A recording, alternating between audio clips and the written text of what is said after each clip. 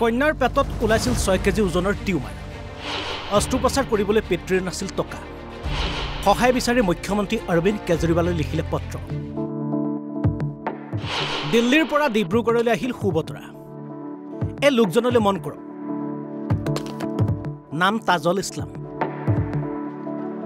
ঘৰ ডিব্ৰুগড়ত কন্যাৰ পেটত 6 কেজি ওজনৰ টিউমাৰ হোৱাত বিপদত পৰিছিল তাজল আৰু তাজলে দিল্লীৰ মুখ্যমন্ত্ৰী অৰবিন্দ কেজৰিৱাললৈ লিখিছিল এখন বিশেষ পত্ৰ দিল্লী চৰকাৰে বিষয়টো গুৰুত্ব সহকাৰে তাজলে প্ৰেৰণ কৰিলে পত্ৰ জনালে আপোনাৰ কন্যাক হাস্পতালত ভৰ্তি কৰক শুনক কি কয় ডিব্ৰুগড়ৰ তাজলে মানে এনেকা হৈছিল যে আজি 6 মাহ আগত মোৰ ছোৱালীজনীৰ পেটত টিউমাৰ হৈছিল হা 6 কেজি ওজনৰ কমসে কম টিউমাৰ আছিল মই ডিব্ৰুগড় হস্পিটাল দেখালো মেডিকেল অপাৰেশ্যন কৰা হল সাকসেস কৰিব নোৱাৰিলে হা তাৰপাছতে মেডিকেল সাকসেস নহল তাৰপাছত বহুত চেষ্টা কৰিলো কিন্তু কৈছে ইয়াত অপাৰেশ্যন নহব বাহিৰত লৈ যাব লাগিব কিন্তু বাহিৰত লৈ যাব কাৰণে মোৰ ওচৰত পইচা পাতি নাছিল তেনেকা তাৰপাছত উপায়বিহীন হয় কেনা মই কেজৰিৱাল ছাৰক এটা চিঠি লিখিলোঁ এই চিঠিটো লিখিছোঁ কেজৰিৱাল ছাৰৰ ওচৰত মোৰ চিঠি কপি আহিছে মানে ইয়াৰ জবাব আহিছে এইটো চিঠি লিখিলোঁ যে মোৰ ছোৱালীজনীৰ এনেকুৱা অৱস্থা আছে মোৰ ওচৰত পইচা নাই ইমান অপাৰেশ্যন কৰিবৰ কাৰণে মোৰ ওচৰত পইচা নাই যে মই তেওঁক অপাৰেশ্যন কৰিম সেইকাৰণে মই উপায়বিহীন মই তেওঁক ৰিকুৱেষ্ট কৰিলোঁ যে মোক কিবা উপায় কৰক যাৰ দ্বাৰা মই এই আপোনাৰ দিল্লীত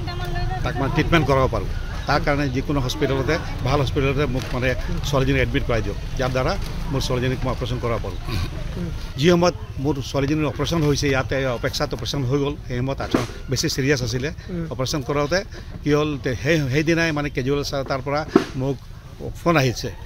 মানে CMৰ পৰা ইয়াৰ পৰা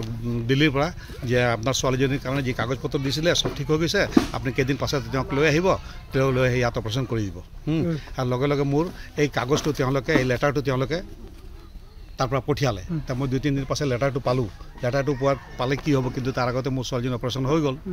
হৈ যোৱাৰ পাছতে 12 দিন আছিল ছোৱালীজনী ঢুকাই থাকিলে কিন্তু মই কেজৰিৱাল ছাৰক এইকাৰণে থেংকছ দিছোঁ যে তেখেতে মোৰ বিপদৰ সময়ত মই এনেকুৱা মানুহ যে মোক ধৰক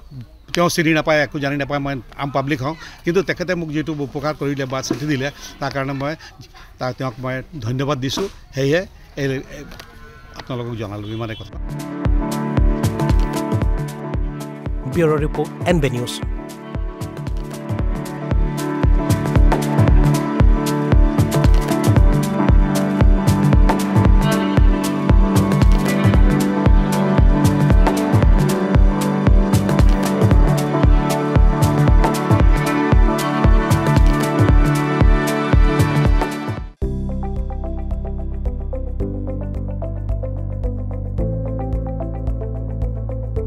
NB নিউজ